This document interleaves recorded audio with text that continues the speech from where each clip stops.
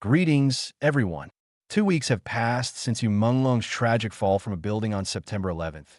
Yet public outrage remains unrelenting, spreading even to international audiences, including extensive coverage by Taiwanese media, questioning numerous inconsistencies in the case.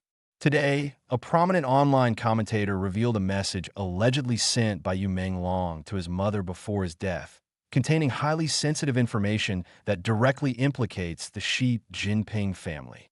What exactly did this message say? Xi Jinping recently attended a celebratory event in Xinjiang, with arrangements similar to those for his Tibet visit. However, Xinjiang's unique context, particularly the concentration camp system, which Xi personally oversaw, necessitated heightened security measures. A former insider official revealed today that she narrowly escaped an assassination attempt involving an explosive device, forcing a last-minute change in the venue for the celebratory event. What's behind this incident? Yesterday, we discussed Wang Huning's body language, specifically his hands clasped behind his back in Xi Jinping's presence. Many of you raised questions, noting that Wang Huning and Li Keqiang have also been photographed with their hands behind their backs. Today, we'll further analyze the signals behind these gestures. It's September 25th, Eastern Time, and I'm Tang Jingyuan. As my channel faces significant algorithmic suppression, I urge your support. Please subscribe and share our program to help more people uncover the truth. Let's start with the latest developments in the Yu Menglong case. This case has been completely censored in mainland China, yet countless determined netizens risk account deletion to keep sharing information. The root cause lies in the profound fear Yu's tragic death has sparked. A young actor can be so easily crushed, with all traces erased through blatant lies in plain sight. This leaves no one feeling safe. Yesterday, Canadian self-media personality Laundering broke the news about what may be Yu Menglong's final message, sent to his mother. Due to domestic censorship, the message was shared through overseas channels. Laundering stated he had received the message earlier, but delayed its release until Yu's mother gave her consent. According to the revelation, Yu's message contained critical and sensitive information. He informed his mother that he was confined in an apartment building and sensed imminent danger, stating, "The shadows are closing in, growing more oppressive. I must say goodbye quickly, Mom, because they could come for me at any moment. This is not a joke or a delusion." He went on to say that his success in the entertainment industry was both a blessing and a curse. He had naively believed the industry was merely a glamorous stage, only to discover its darkness far exceeded his imagination. He thought female actors faced the worst of the industry's predatory practices, assuming male actors could protect themselves with strength and integrity. But he later realized that anyone with looks or appeal, regardless of gender, was vulnerable. You directly addressed the industry's unspoken rules, controlled by powerful elites like an invisible net ensnaring everyone. Compliance could bring wealth and fame. Resistance, however, led to ruin, either blacklisting or worse, life-threatening consequences. You revealed highly sensitive details, stating he had resisted and been sidelined. He rejected sordid propositions, hoping his work would speak for itself. Yet, he could not escape the clutches of a powerful beast from an elite family. They treated him as a pawn to exploit and a plaything to destroy. He said his body had been violated and his spirit torn apart, yet he never yielded. Who is this beast? You didn't name names, but mentioned a self-styled prince, an older man with predatory eyes that chilled him, and a little princess in Australia, whose distant world still entangled him. He stressed he never engaged in high-level power struggles or accepted any financial benefits, including a luxury watch they forced upon him, which he intended to return.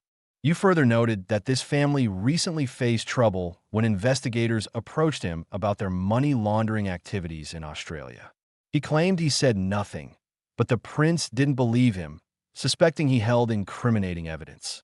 A confrontation at a drinking event centered on this issue, with the prince openly threatening to silence you permanently. Finally, you warned his mother that this family was capable of anything, wielding immense power that rendered ordinary people insignificant. He urged her not to seek justice if he died, as the courts and media were under their control, and pursuing justice would only bring greater danger. This is the core content of Yu Menglong's alleged final message. It reads more like a warning than a will, reflecting his awareness of danger without certainty of his fate.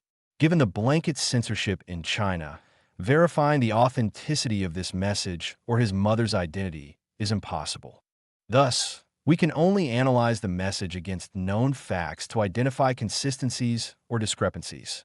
The message raises several key points. First, Yu claimed he was confined but still had access to his phone, suggesting his captors had not yet fully turned against him. Second, the threatening figure is a self-styled prince and a little princess in Australia. Among China's elite, only two figures have been associated with the prince title. One is Zheng Qinghong, dubbed Prince Qing during Xi's anti-corruption campaign, though this was a media nickname, not a formal title. Historically, the prince title, as in the Qing dynasty's Prince Gong or Prince Qing, was reserved for royalty or high-ranking nobles. Post-Zheng, only one figure carries this connotation, Xi Jinping. Combined with references to an Australian princess, the message strongly suggests Yang Lanlan, long rumored to be tied to the Xi family. Thus, Yu's message appears to directly implicate Xi Jinping's family. Third, Yu's message suggests his death was tied to money laundering.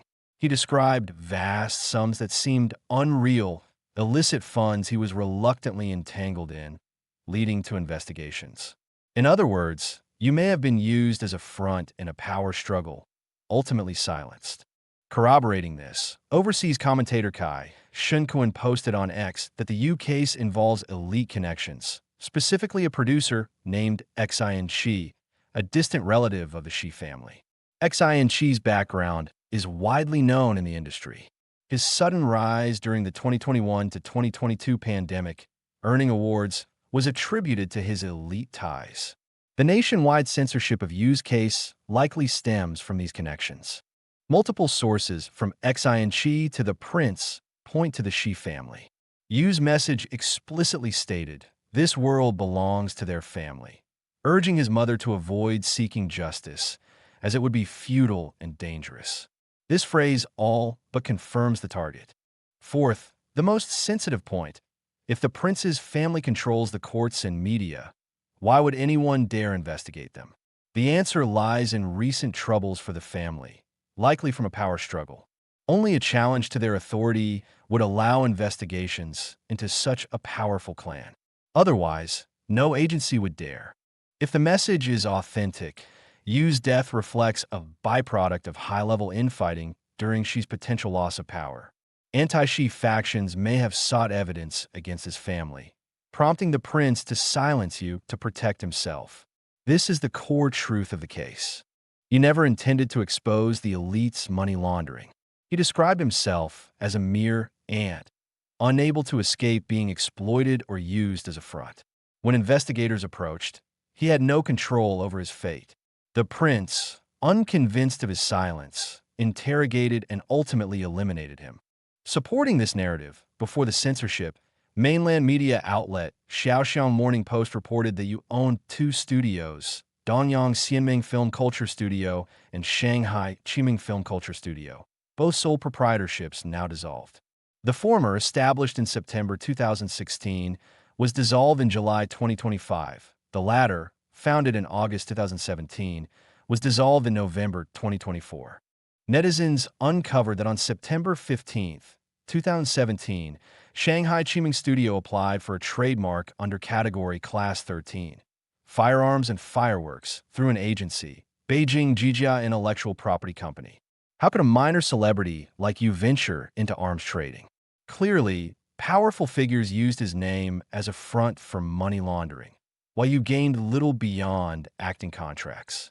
Increasingly, reports link the Yu case to elite families and arms dealings, echoing rumors of the Xi family's alleged misappropriation of military funds.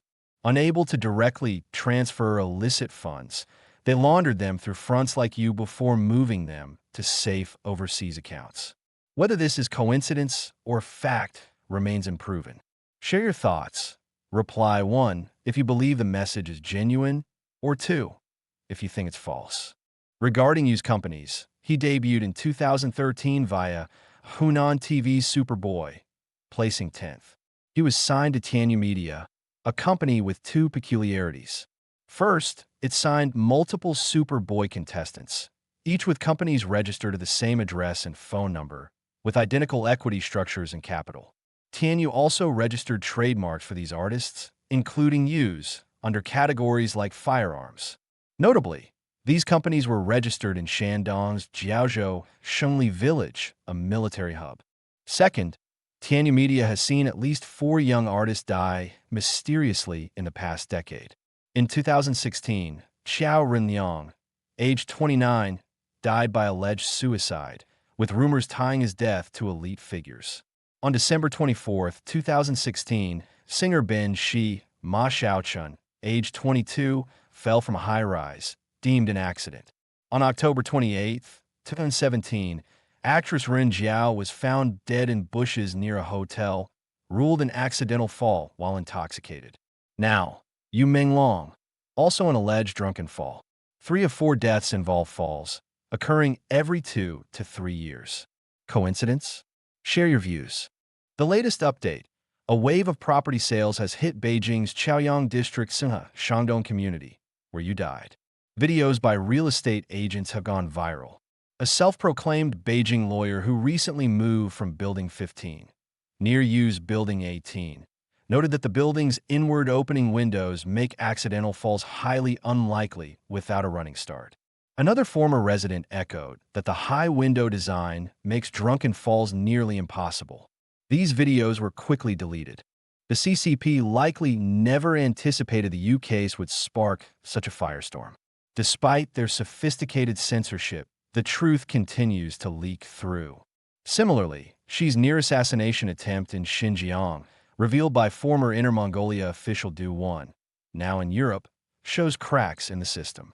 Security foiled a planned explosion at Urumqi's Olympic Sports Center, forcing the Xinjiang 70th anniversary celebration to relocate to the Xinjiang People's Hall.